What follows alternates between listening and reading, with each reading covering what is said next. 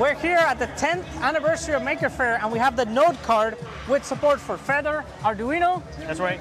And all your 32-bit MCUs. Any host microcontroller you want. It can Exactly. be a 5010 ESP32. Perfect.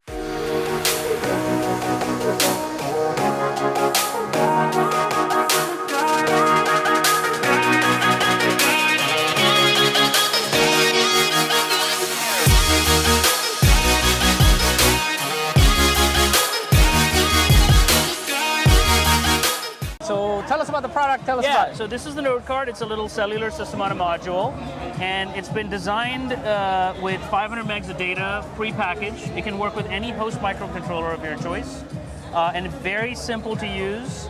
We have a lot of development platforms that we support. There's also a Wi-Fi module that we have right here. And you can these are both keyed for M.2, so you have full support and anything that takes an M.2 input. Right. And there's other embedded form factors here. So this is our we call this our carrier F. This is for the Feather. Yeah. We've got a little host microcontroller here powered by ST Micro. You can just kind of pop the Node card right into the M.2 slot.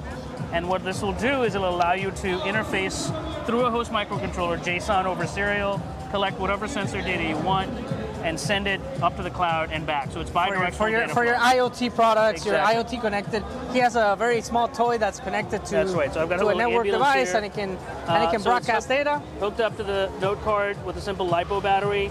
This has no host microcontroller, so it can work on its own, and it won't do anything until I press this orange button, at which point I'll get a text through the Node card, which will show me the location of the. It's got a GPS lock, and it's told you where it's GPS. been. That's right. It's got a GPS on the modem, which it usually has included. Okay. That's right. Yeah. So that's it. That's all it is. There's also another product here. We call this the Hammer of Blues. Yeah. It's designed to showcase you can build a custom PCB. Right. It's got an accelerometer on it, temperature, humidity sensor. You can just wave it around, and it'll send the data to the cloud and back.